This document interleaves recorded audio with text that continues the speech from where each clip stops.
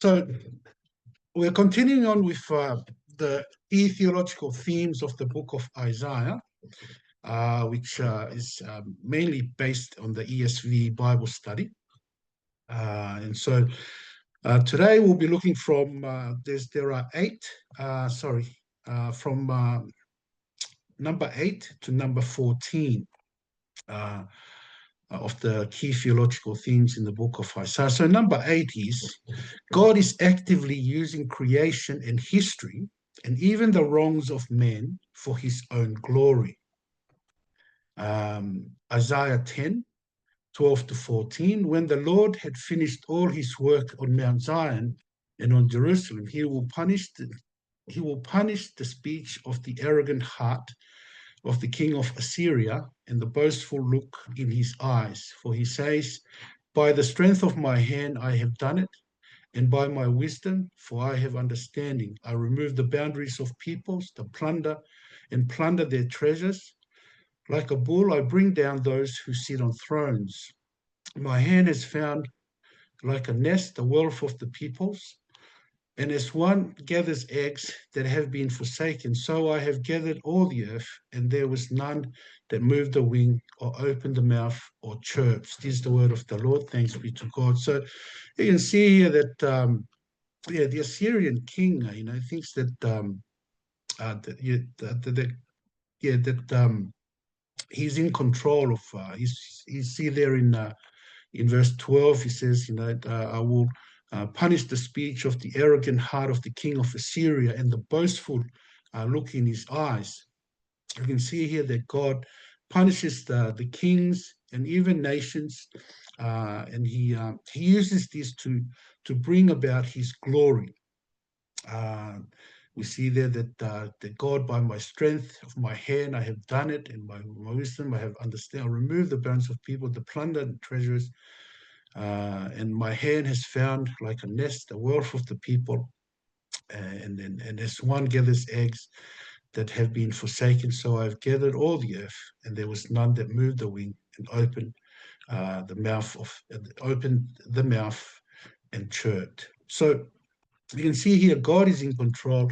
Yeah, the Assyrian king, he's boastful. He thinks that he's in control, but we're told here that God will punish his speech and his arrogant heart, and the boastful look in his eyes. So that God uses this punishment to show that he will bring his own glory. We know that in Acts 2, when Peter was preaching on the day of Pentecost, we can see that Peter says, this Jesus, delivered up according to the definite plan and foreknowledge of God, you crucified and killed by the hands of lawless men. God raised him up, losing the pangs of death, because it was not possible for him to be held by it. It's the word of the Lord. Thanks be to God. So even the death of Christ Jesus, we are told that this is God's plan. This is definite plan and foreknowledge of God, so that people will crucify and kill Jesus. Lawless men will kill him.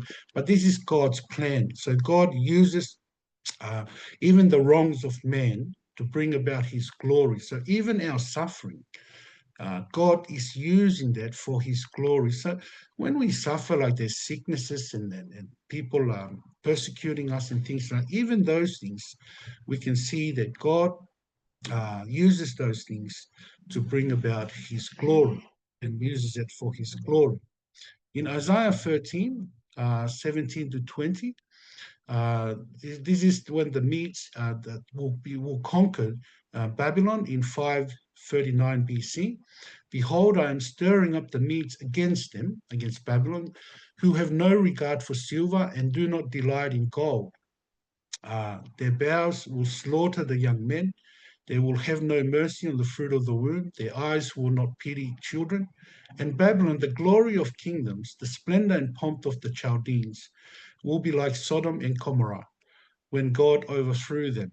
It will never be inhabited or lived in for all generations. No Arab will pitch his tent there.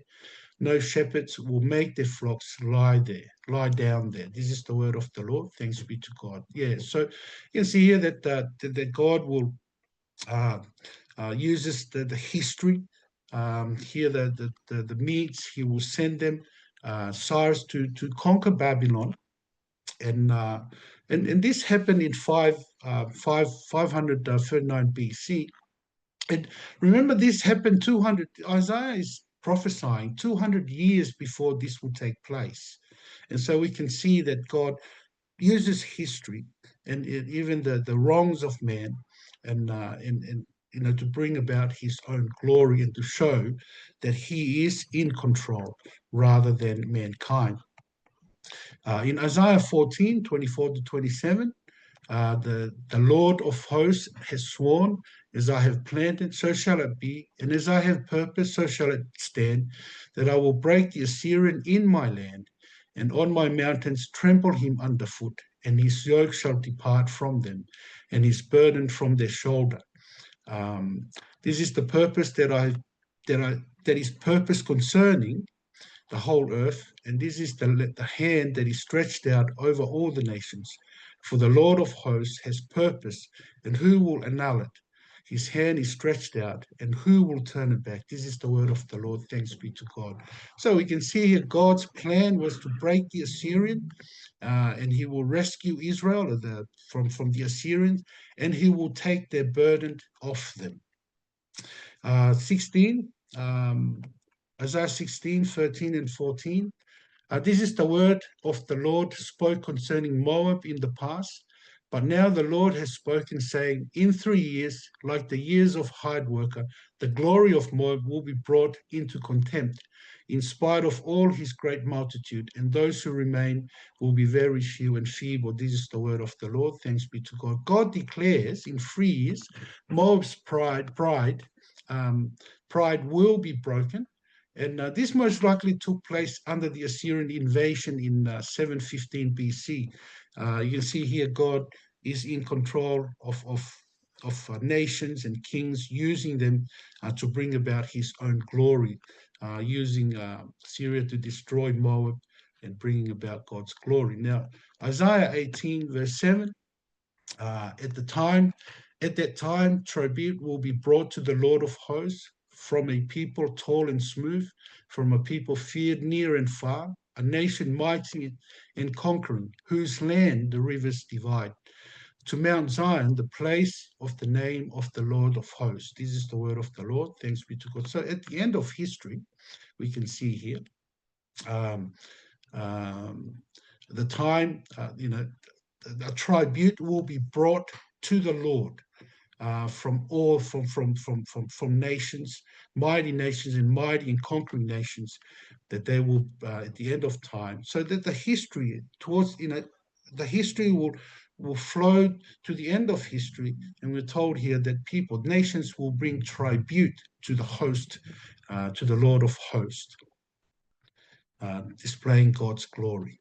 Isaiah 19, 3 to 4. And the spirit of the Egyptians within them will be emptied out, and I will confound their counsel, and they will inquire of the idols and the sorcerers, and the mediums and the necromancers, and I will give over the Egyptians into the hand of a hard master, and a fierce king will rule over them, declares the Lord God of hosts. This is the word of the Lord. Thanks be to God. So God rules over kings and leaders of nations, as he did with the Egyptians, by bringing the Egyptians under the hand of a hard master. Isaiah 19, 21 and 22, and the Lord will make himself known to the Egyptians, and the Egyptians will know the Lord in that day and worship with sacrifice and offering, and they will make vows to the Lord and perform them. And the Lord will strike Egypt, striking and healing, and they will return to the Lord, and he will listen to their pleas for mercy and heal them. So you see, even the Egyptians will come and worship and with sacrifice to the Lord, and they will come and listen to, and God will listen to their pleas and mercy, and that he will heal them. Isaiah 21, verse 8. 8 to 9. Then he who saw cried out, upon a watchtower I stand, O Lord continually by day, and at my post I am stationed whole nights. And behold, here comes riders, horsemen in pairs, and he answered, Fallen, fallen is Babylon, and all the carved images of her gods he has shattered to the ground. This is the word of the Lord. Thanks be to God. So even early in Isaiah, Babylon have been spoken of as fallen. Her carved images has been shattered to the ground. This is done by God. And Isaiah 23:13-14, behold, the land of the Chaldeans, this is the people that was not. Assyria destined it for wild beasts. They erected their siege towers. They stripped her palaces bare. They made her a ruin. Wail, O ships of Tarshish, for your stronghold is laid waste. This is the word of the Lord. Thanks be to God. Thanks be to God. So Chaldeans, Babylonians, we're told will be ruined by the Chaldeans. And then this is God. See, this is God using history and also creation. And he's actively doing this. And even the wrongs of man, humanity, he does this to bring about his own glory. Um, um, yeah. So 23. So we said there, Isaiah 24:5-6. The earth lies defiled under its inhabitants, for they have transgressed the laws, violated the statutes, broken the everlasting covenant. Therefore, a curse devours the earth, and its inhabitants suffer for their guilt. Therefore, the inhabitants of the earth are scorched, and few men are left. This is the word of the Lord. Thanks be to God. See, this is God's plan for the earth. The earth will lie defiled, for they have transgressed the laws of God. Human sin defiles the world in God's sight. So God will bring judgment on the world to break on the world that breaks God's everlasting covenant. Isaiah 26:3-6. You keep him in perfect peace, whose mind is stayed on you, because he trusts in you. Trust in the Lord forever, for the Lord God is an everlasting rock, for he has humbled the inhabitants of the lofty city. He lays it low to the ground, casts it to the dust. The foot trembles it, the feet of the poor, the steps of the needy. This is the word of the Lord. Thanks be to God.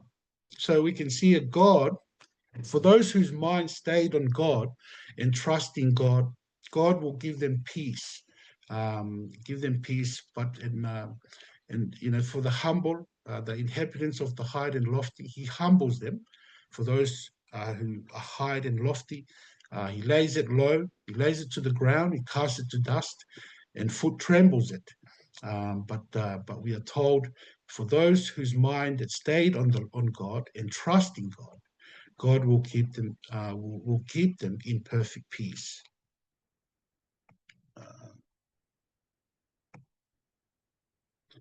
26. Isaiah 37:26-27. Have you not heard that I determined it long ago? I planned it for days of old. What now I bring to pass? That you should make fortified cities crash into heaps of ruins, while their inhabitants, shorn of strength, are dismayed and confounded, and have become like plants of the field and like tender grass, like grass on the housetops, blighted before it is grown. This is the word of the Lord. Thanks be to God. We see here God's plan concerning the boastfulness of Assyria. He planned it long ago that he will bring to pass.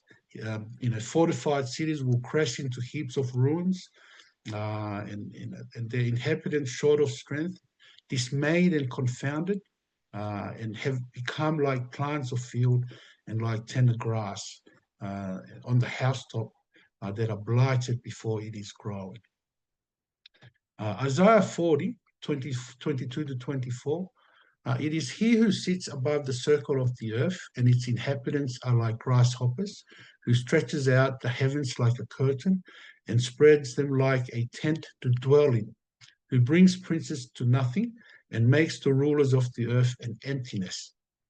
This is and scarcely are they planted, scarcely sown, scarcely has their stem taken root in the earth, when he blows on them and they wither, and the tempest carries them off like stubble. This is the word of the Lord. Thanks be to God. So we're told here not to be afraid of princes and rulers. Yes, we are to respect authorities that are above us, but we are not to fear them, for the Lord brings them to nothing and makes them as emptiness. Isaiah 45, 12 to 13. I made the earth and created man on it. It was my hands that stretched out the heavens, and I commanded all their host. I have stirred him up in righteousness, and I will make all his ways level. He shall build my city and set my exiles free, not for price or reward, says the Lord of hosts. This is the word of the Lord. Thanks be to God. So God is in control of history. Like verse 13, there is talking about Cyrus, whom God stirred up in righteousness to do God's will in rescuing Judah by rebuilding God's city. So we see here that Cyrus is referred to 200 years, the Cyrus that is referred to here by Isaiah comes 200 years after Isaiah has made these claims and declaring that about what Cyrus will do, because this is God's plan, and God planned everything that Cyrus will do. So we can see here that God is actively using creation and history and even the wrongs of man, even our wrongs like this crucifixion of Jesus Christ, and even our sufferings. He uses these things for his own glory, to bring about his glory, to demonstrate that there is no other God glorious as he is. He moves nations, he ruins nations, he builds up nations, he makes kings to declare war and defeat other nations. And this is God's doing. History is not just some sort of a boat drifted, on the water without aim or purpose. History is God's doing, it's God's creation. He planted history with his own hands in order to bring about his own glory. Number 9 is repent. With a great and holy God ruling all things, man's duty is to repent and trust in him alone. Isaiah 7, verse 9. And the head of Ephraim is Samaria, and the head of Samaria is the son of Remaliah. If you are not firm in faith, you will not be firm at all. See, this is Isaiah speaking to Ahaz. He says that if his faith in God is not firm, he will not be firm at all. Rather, Ahaz did not believe in Isaiah, did not believe in God. Rather than putting his faith in God, he put his faith in the king of Assyria instead of God. So, yeah, so here we can see we are told that, if your faith is not firm, you will not be firm at all. So there is a repentance that needs to be carried out in our lives when we do not trust in Jesus, when we do not put our faith in God. Isaiah 10, verse 20. In that day, the remnant of Israel and the survivors of the house of Jacob will no more lean on him who struck them, but will lean on the Lord, the Holy One of Israel, in truth. This is the word of the Lord. Thanks be to God. See, we're told here that God will leave a remnant left in Israel who will not trust in the one who struck them, who trust in the nations and kings, but rather they will lean and truly trust in the mighty God.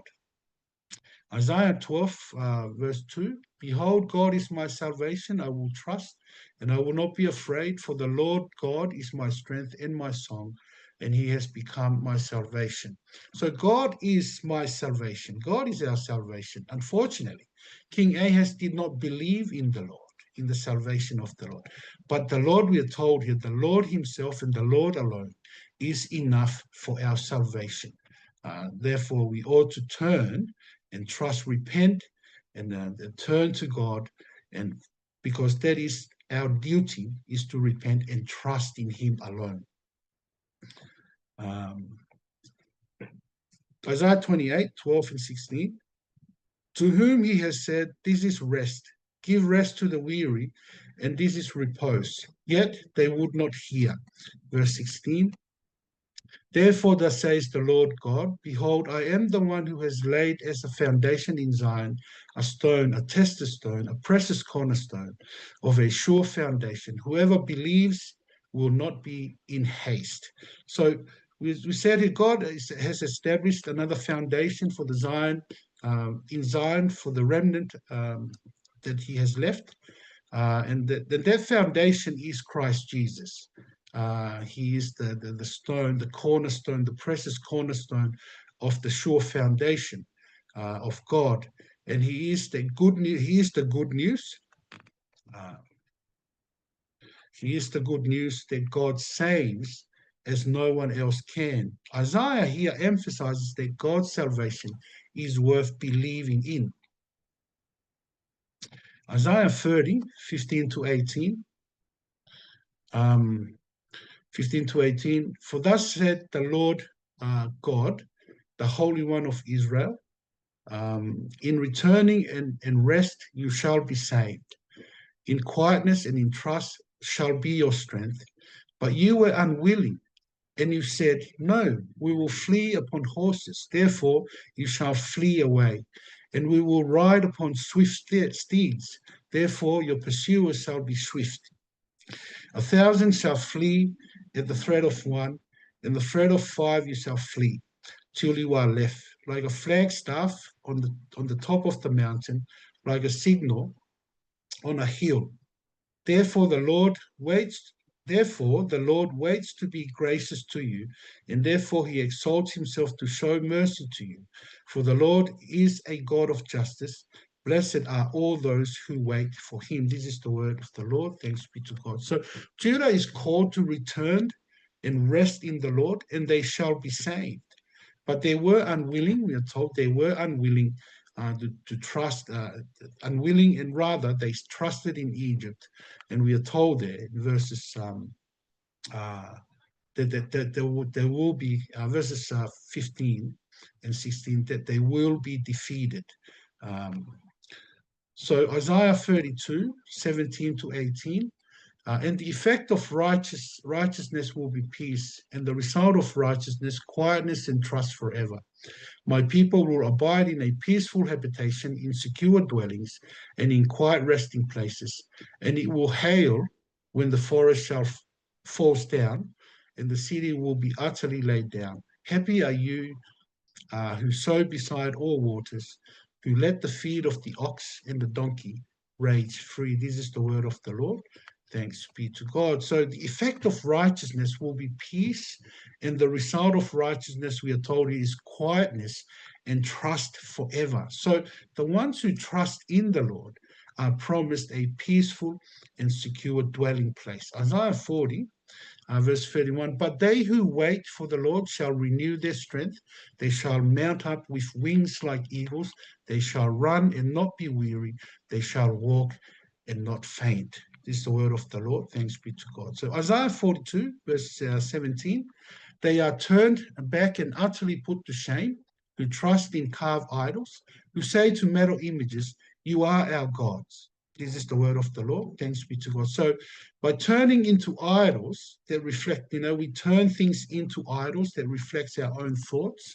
But we are told that, every foolish object or idols that we trust in will lead our life to personal disgrace. So Isaiah 50 verse 10, who among you fears the Lord and obeys the voice of his servant? Let him who walks in darkness and has no light trust in the name of the Lord and rely on his God. This is the word of the Lord. Thanks be to God. So yes, we who walk in darkness and we have no light, walk in darkness, have no light. Yeah, let us trust in the name of the Lord and rely on him. Isaiah 57, 13 and 15. When you cry out, let your collection of idols deliver you. The wind will carry them all off. A breath will take them away. But he who takes refuge in me shall possess the land and shall inherit my holy mountain. It's the word of the Lord. Thanks be to God. Verse 15. For thus says the one who is high and lifted up, who inhabits eternity, whose name is holy. I dwell in the high and holy place, and also with him who is of a contrite and lowly spirit, to revive the spirit of the lowly and to revive the heart of the contrite. This is the word of the Lord. Thanks be to God. So the ones who take refuge in God, we are told, will inherit God's holy mountain. So the lowly and contrite in spirit will dwell with God. Isaiah 66, verse 2, all these things by my hand has made, and so all these things came to be, declares the Lord. But this is the one to whom I will look, he who is humble and contrite in spirit and trembles at my word. This is the word of the Lord. Thanks be to God. So repent is for everyone who's humble and contrite in spirit. And they are the ones, we are told here, they're the ones who God looks at. God doesn't look at those who are who rely and depend and trust in their good works and in their own wisdom and in their own knowledge, and those who lean on their own understanding. No, God looks on those who are humble and contrite in spirit and trembles at his word. It's ought to encourage us that every time that we come before God's word, we are to tremble, we are to be contrite and be humble in spirit, and can tremble at his word and fear our God and because we are told that repent with great and holy with a great and holy God ruling all things. Man's duty is to repent and trust in him alone. So number 10, God abundance his people, God's people feeling abundant by God. Isaiah 40:27. Why do you say, O Jacob, and speak, O Israel, my way is hidden from the Lord, and my right is disregarded by my God. This is the word of the Lord. Thanks be to God. So we can see here that Jacob, Judah, and Israel, they think that God does not know them, and because of that, they think, oh yeah, our ways are hidden from the Lord, and so they go on sinning. They believe their ways are hidden from God, so they go on sinning. So that's just like ourselves. We think that because there's something that happens in our life, we think that God abandons us. So we just say, okay, good, we'll just go on sinning. No, we are not to go on sinning.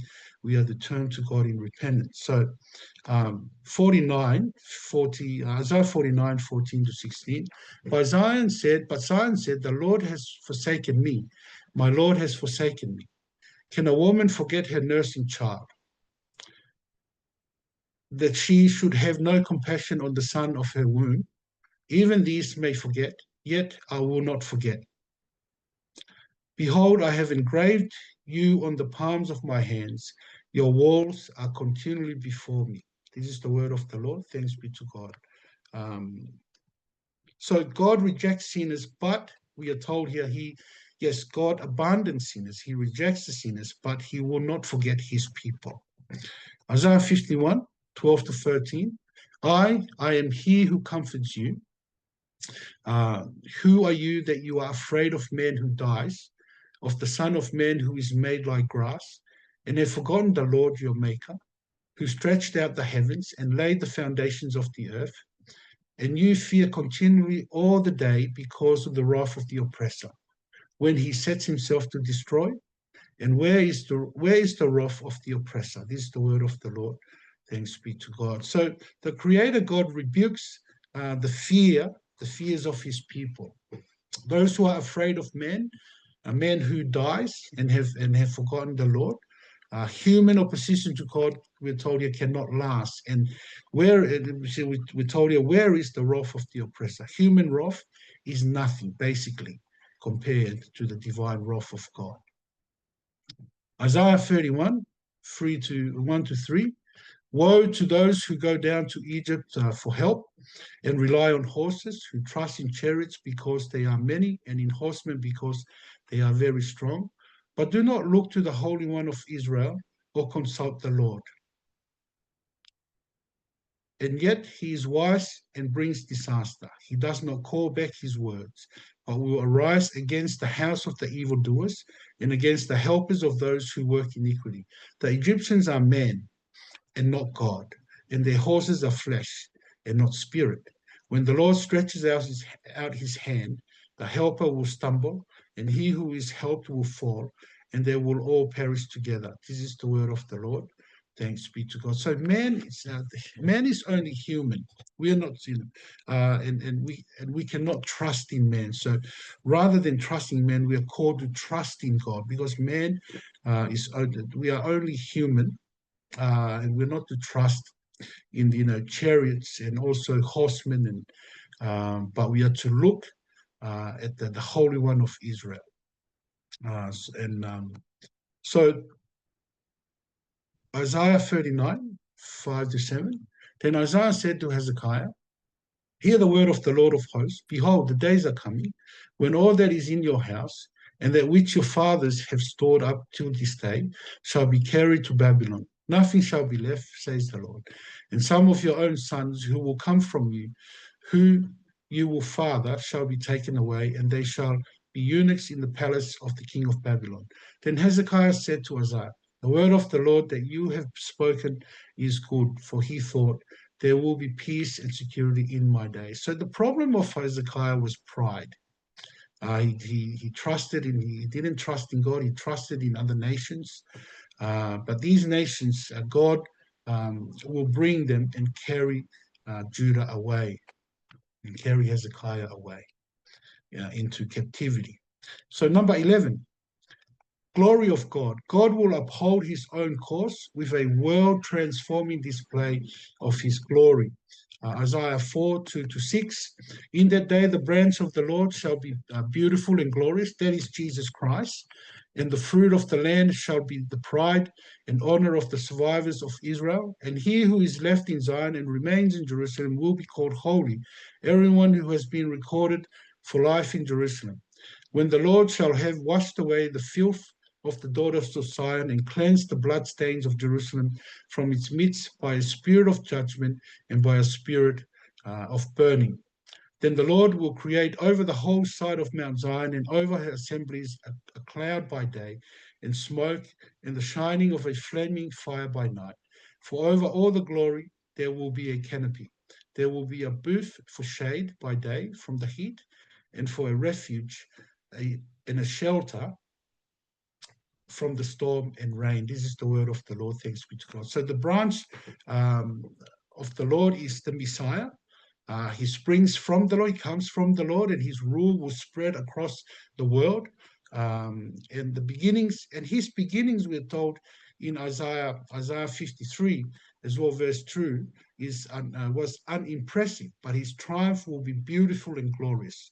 So God's presence will be wonderfully displayed or manifested, this time not in the wilderness wanderings, but over the whole side of Mount Zion and over her assemblies. Verse 4, verse 6, God's people, chapter 4, verse 6, God's people will be forever protected from all distress. So here, this is done for the glory of God. And then God will display in a world transforming display, world transformation to display his glory. Isaiah 11, verse 10, in that day the root of Jesse, who shall stand as a signal for the peoples, of him shall the nations inquire, and his resting place shall be glorious. This is the word of the Lord. Thanks be to God. So people will come and inquire of the Messiah, whose resting place, we are told, is glorious. Isaiah 35, 1-2, the wilderness and the dry land shall be glad. The desert shall rejoice and blossom like the crocus. It shall blossom abundantly and rejoice with joy and singing. The glory of Lebanon shall be given to it, the majesty of Carmel and Sharon.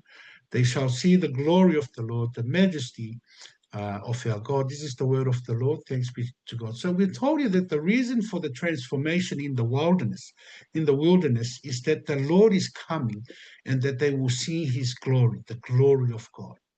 Isaiah 40, 3-5.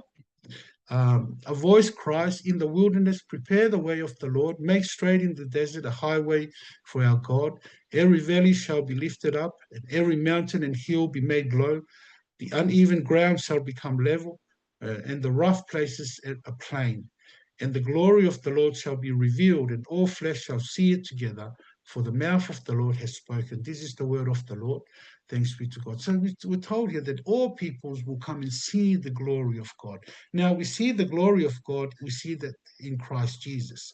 As we see, we'll see that in the Gospel of John, it talks about the glory of God displayed in his suffering on the cross.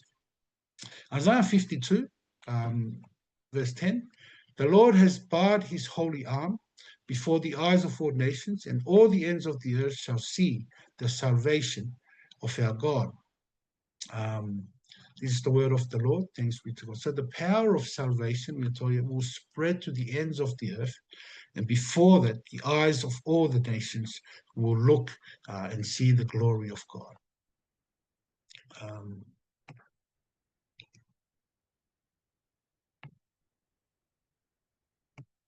Isaiah 59, verse 19. So they shall fear the name of the Lord from the west, and his glory from the rising of the sun. He will come like a rushing stream, with the wind of the Lord, which the wind of the Lord drives. Which the wind of the Lord drives. Sorry. So we can see here, verse 19, the fear of the name of the Lord is the right response to the glory of God. Isaiah 60, verse 1 to 3. Arise, shine, for your light has come, and the glory of the Lord has risen upon you.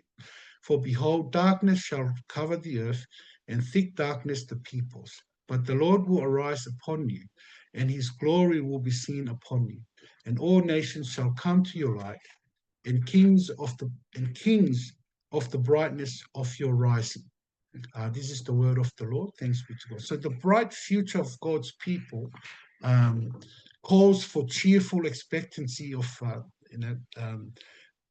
now by faith, the expectancy of God's glory now by faith. So the false glories of mankind will finally fade away into nothingness, which they really are.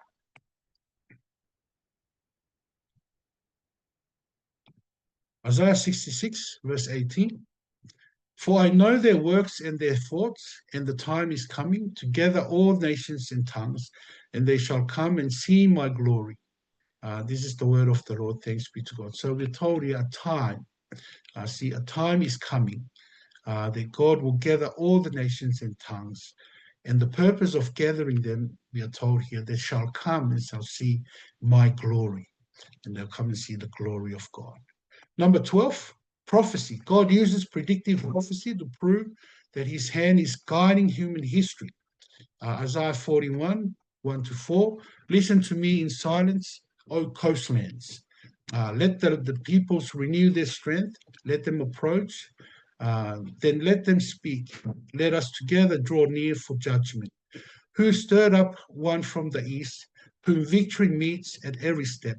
He gives up nations before him, so that he tramples kings underfoot. He makes them like dust with his sword, like driven stubble with his bow. He pursues them and passes on safely by paths his feet have not trod. Who has performed and done this, calling the generations from the beginning. I, the Lord, the first, and with the last, I am he. This is the word of the Lord. Speak to God. So he, the Lord, makes nations like dust with his sword. God, we can see here that God is guiding even secular events, even with brutal events, by his own overruling his redempting purposes. These texts, we are told, we can see, tells us that the Lord is the one and only God, the ruler of every last bit of history. 44, 6 to 8. Thus says the Lord, the King of Israel and his Redeemer, the Lord of hosts, I am the first and I am the last. Besides me, there is no God. Who is like me? Let him proclaim it. Let him declare and set it before me.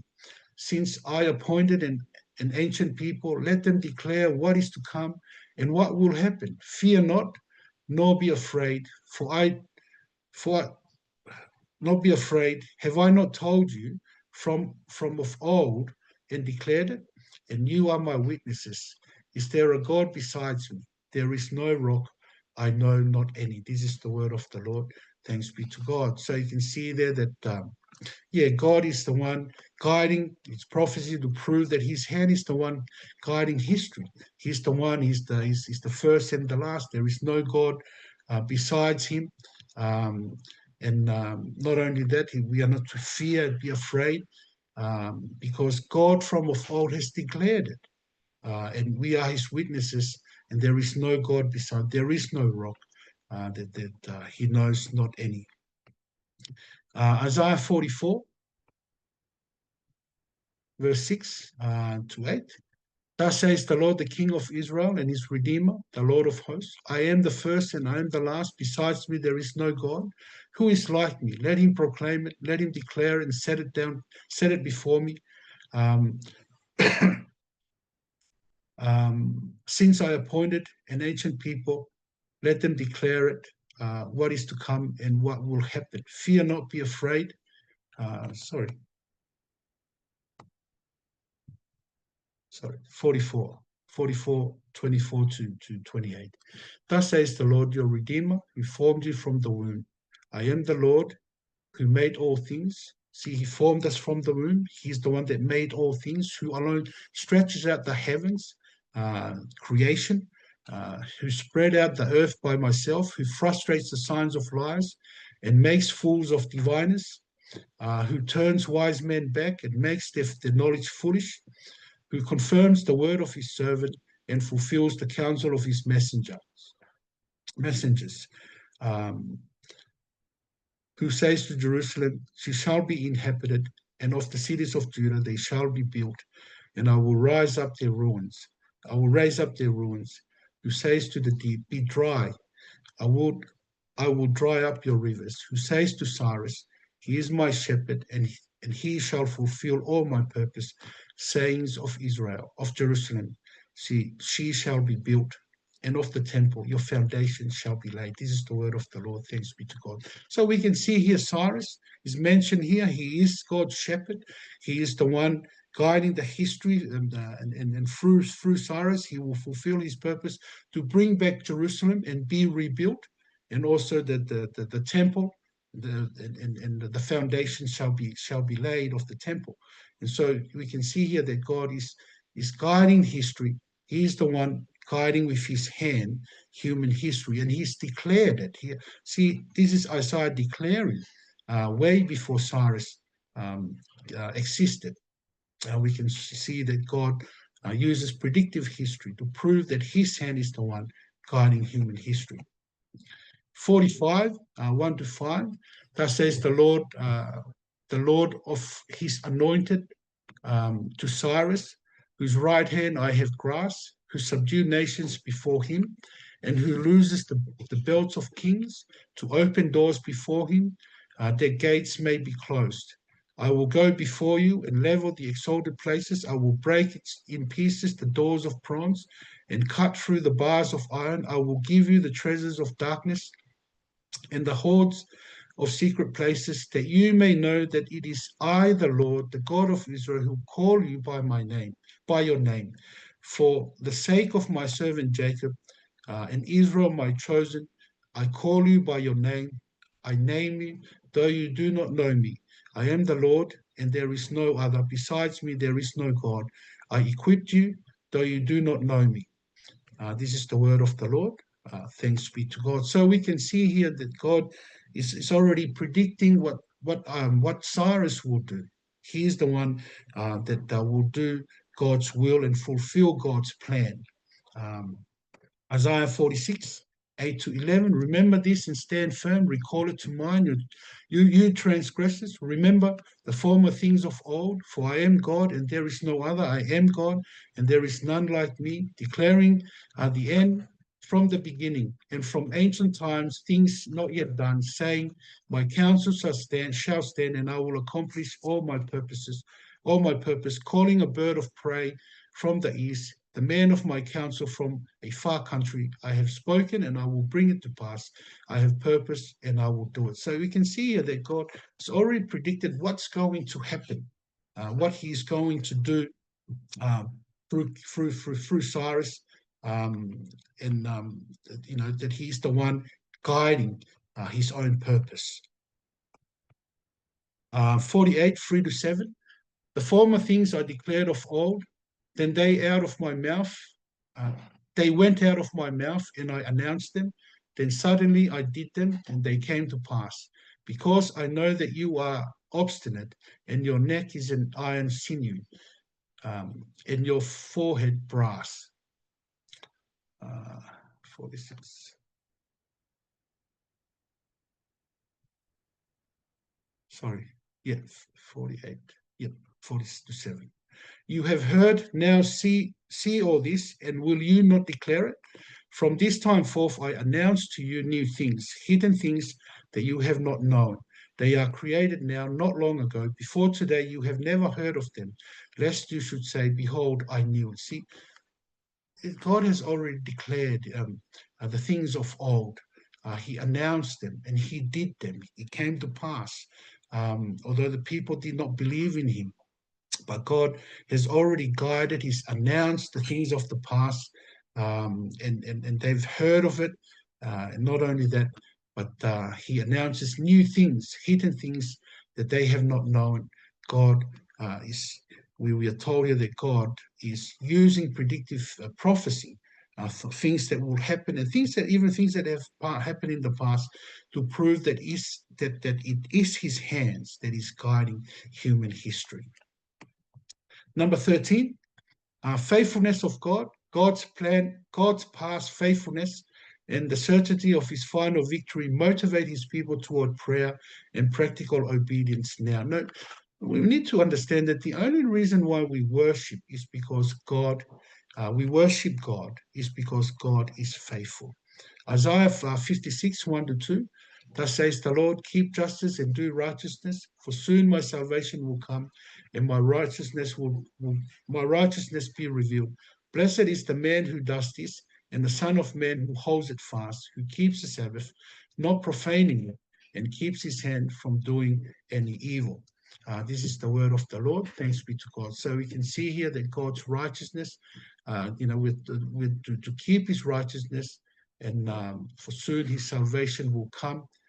He's faithful, his righteousness will be revealed. And blessed is the man who does this, the Son of Man who holds fast to it, who keeps the Sabbath, not profaning it, but keeps his hand from doing evil. Because we are told that, soon my salvation will come and my righteousness will be revealed. 62. Verse 10-12. Go through the gates, prepare the way for the Lord, build up the highway, clear it of stones, lift up a signal over the peoples. Behold, the Lord has proclaimed to the ends of the earth. Say to the daughter of Zion, behold, your salvation comes. Behold, his rewards is with him, and his recompense before him.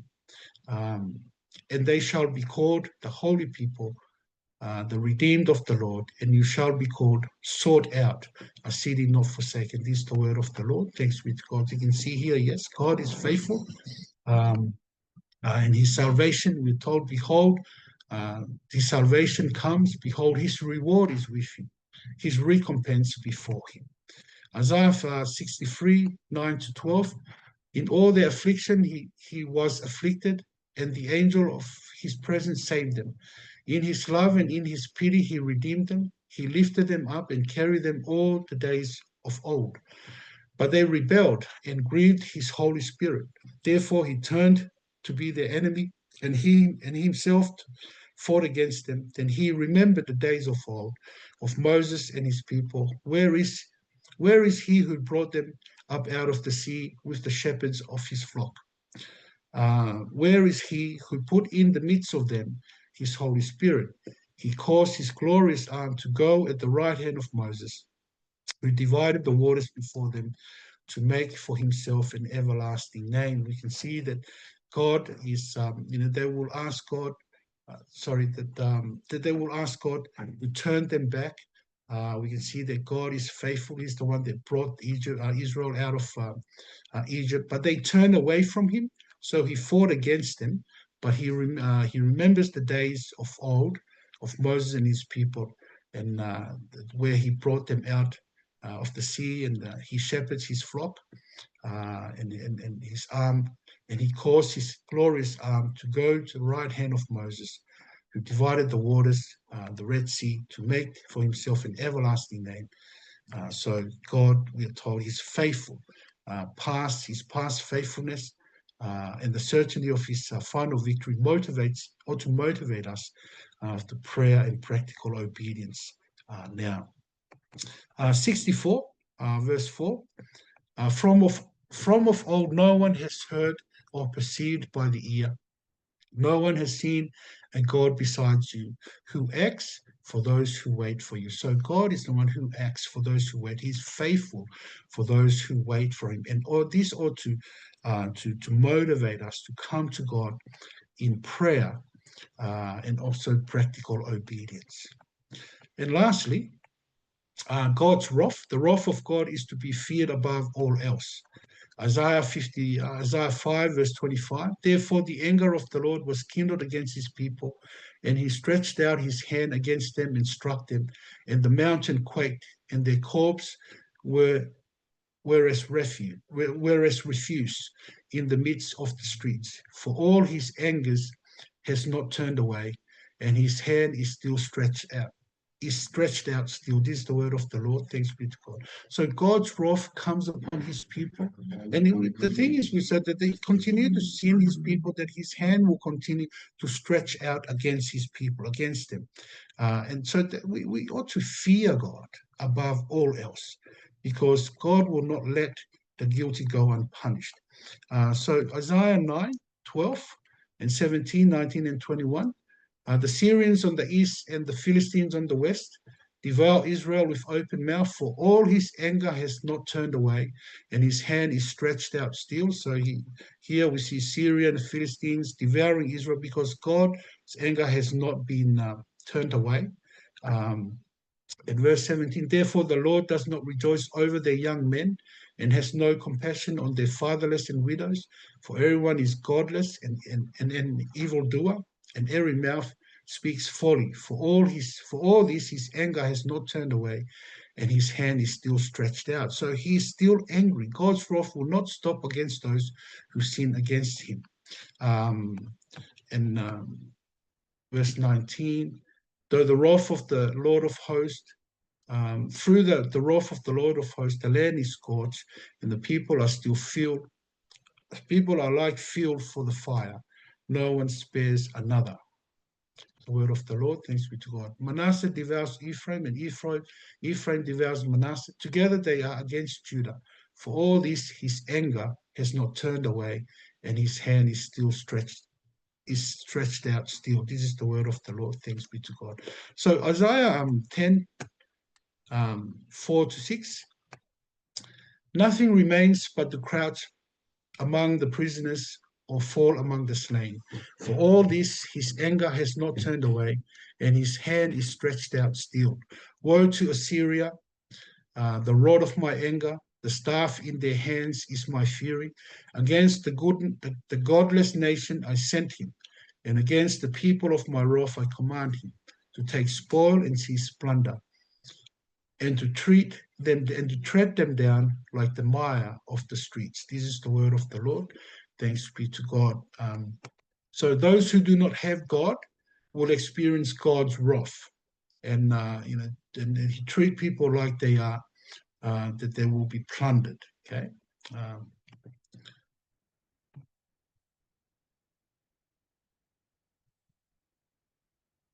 Isaiah 13, verse 9 and 12 and 13. Behold, the day of the Lord comes, cruel with wrath and fierce anger, to make the land a desolation, and to destroy its sinners from it. So again, the fierce anger of God will come against the land, and to destroy, the purpose to destroy sinners from it, to get rid of sinners from his land. Um, Verse 13, therefore I will make the heavens tremble, and the earth will be shaken out of its place. at the wrath of the Lord of hosts in the day of his fierce anger. Again, Isaiah 30, verse 27. Behold, the name of the Lord comes from afar, burning with his anger and in thick rising smoke. His lips are full of fury, and his tongue is like a devouring fire. This is the word of the Lord. Thanks be to God. So we do not want to meet God's anger. Basically, it's fierce. His full fury um, on his lips, and his tongue is like devouring fire. So if you just put your hand over the stove, it takes half a second for you to pull it out. But we meet that. We meet the fearing, the devouring fire of God. We do not want to meet it. We do not want to come stand in his presence, and he throws us into his devouring fire, which will burn forever in hell. Um, Isaiah 30, verse 27. Isaiah 34, verse 2. For the Lord is enraged against all the nations and furious against all their hosts. He has devoured them to destruction. He has given them over for slaughter. This is the word of the Lord. Thanks be to God. So again, we see the anger of God. Isaiah 59, verse 18. According to their deeds, so will he repay. Wrath to his adversaries, repayment to his enemies. To the coastlands he will render repayment. This is the word of the Lord. Thanks be to God. Isaiah 63, 1 to 6. Here we can see 1 to 6 is that our sins will be met in the same way in wrath and God's anger. So, who is this who comes from Edom in crimson garments from Bozrah? He who is splendid in his apparel, marching in the greatness of his strength. It is I speaking in righteousness, mighty to save. Why is your apparel red, and your garments like his who treads in the winepress? I have trodden the winepress alone, and from the peoples no one was with me. I trod them in my anger and trampled them in my wrath. Their lifeblood spattered on my garments and stained all my apparel. For the day of vengeance was in my hand, and my year of redemption has come. I looked, but there was no one to help. I was appalled, but there was no one to uphold. So my own arm brought me salvation, and my wrath upheld me. I trampled down the peoples in my anger. I made them drunk in my wrath, and I poured out their lifeblood on the earth. So our sins will be met in the same way, in wrath and in God's anger. Lastly, Isaiah 66, 15 to 16 and 24. For behold, the Lord will come in fire, and his chariots like the whirlwind, to render his anger in fury and his rebuke with flames of fire. For by fire will the Lord enter into judgment, and by his sword with all flesh. And those slain by the Lord shall be many. 24. And they shall go out and look on the dead bodies of the men who have rebelled against me. For their worm shall not die, their fire shall not be quenched, and they shall be an abhorrence to all flesh. So we can see here that God's anger is terrible and is horrifying. And the book of Isaiah ends with a warning about God's judgment. We should take seriously the holiness of God. A lot of people they think about that God is love and God is all that, but without considering His holiness and His judgment. But we told you that God takes our sin very seriously, and He will bring His fierce anger upon our sins. So we need to yes, God is love, but God's holiness must be taken seriously. God's anger, we ought to fear God. We ought to come before God, tremble before Him, and turn away and flee from our sins. Lord, we come to you, thanking you, Lord Jesus, for your word, and thank you for reminding us that you are in control of all history, that you use history, creation, to guide them in a way that will bring about your glory. And we come to you, Father, praying that you will help us to see that you dwell amongst those who are contrite in spirit, who are lowly, who are weak in spirit, and who come before you trembling at your word. We pray, Father, that you will help us to tremble before you, for you take our sin very seriously.